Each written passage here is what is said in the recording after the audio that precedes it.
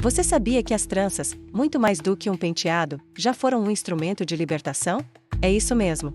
Durante a era da escravidão, especialmente em lugares como a Colômbia e o Brasil, as tranças eram usadas pelos escravizados como uma ferramenta secreta para planejar e executar fugas. Parece incrível, né? Mas essa é uma história poderosa de resistência, inteligência e coragem que está literalmente trançada nos nossos cabelos. A ideia era genial. As tranças nagô, também conhecidas como tranças de raiz, eram desenhadas diretamente no couro cabeludo, e cada padrão tinha um significado. Não era só estética, era comunicação. As mulheres, principalmente, transformavam seus cabelos em verdadeiros mapas. Cada curva, cada linha, cada divisão no penteado representava um caminho, um rio, uma montanha ou um ponto de encontro. Era um código que só eles entendiam, uma linguagem visual que passava despercebida pelos seus opressores. Imagine a cena. Enquanto trabalhavam sob o sol escaldante, observavam a paisagem ao redor. Memorizavam cada detalhe do terreno, cada trilha segura, cada fonte de água. E à noite, sob a luz fraca de uma lamparina ou da lua, essas informações eram cuidadosamente trançadas na cabeça de alguém. Um penteado específico podia significar siga o rio ao norte ou há uma montanha perigosa a oeste. Outro poderia indicar a localização de um quilombo, as comunidades de escravizados fugitivos que eram verdadeiros refúgios de liberdade. Esses mapas capilares eram passados de pessoa para pessoa. Uma mulher podia trançar o cabelo de outra, transmitindo as rotas de fuga sem dizer uma única palavra. Era um método seguro, silencioso e completamente engenhoso. Os senhores de engenho e os capatazes viam apenas um penteado, uma expressão cultural que, para eles, não significava nada. Mal sabiam que estavam olhando para um plano de fuga detalhado. Mas não parava por aí. As tranças também serviam como esconderijo. No meio dos penteados elaborados, eles conseguiam esconder pequenas sementes, especialmente de arroz e outros grãos. Por quê? Porque ao chegar a um quilombo ou a um lugar seguro, eles precisariam de comida para sobreviver e para começar uma nova vida. Essas sementes eram a garantia de um futuro, a promessa de sustento e autonomia.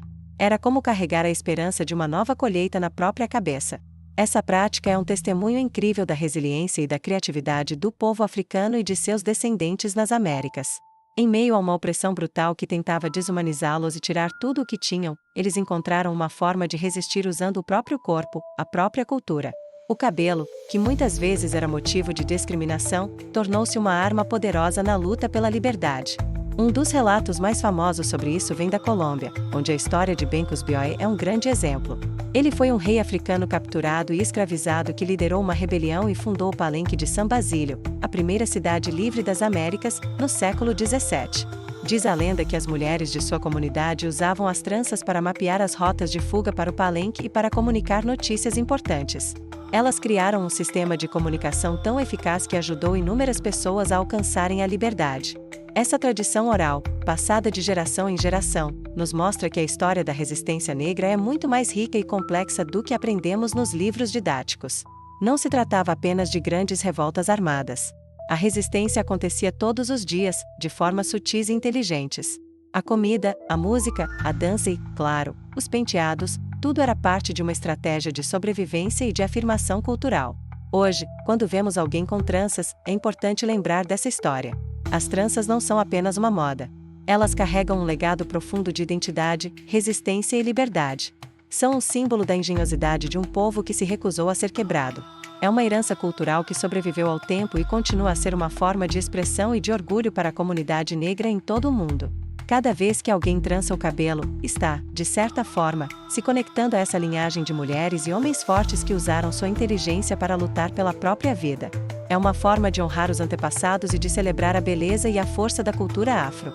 Da próxima vez que você vir tranças nagô ou qualquer outro tipo de penteado afro, lembre-se que ali pode haver muito mais do que beleza. Pode haver uma história de mapas, sementes e, acima de tudo, um desejo inabalável de ser livre. É fascinante pensar como algo tão pessoal como o cabelo pode ter um papel tão crucial na história. Isso nos ensina que a resistência pode vir das formas mais inesperadas. E que a criatividade humana, mesmo sob as condições mais adversas, não tem limites. Essa é uma parte da nossa história que precisa ser contada, celebrada e jamais esquecida. Porque conhecer nosso passado é a melhor forma de construir um futuro mais justo e consciente. Obrigado por assistir e por mergulhar nessa história tão importante com a gente.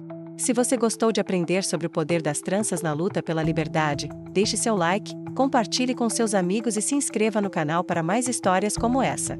Até a próxima!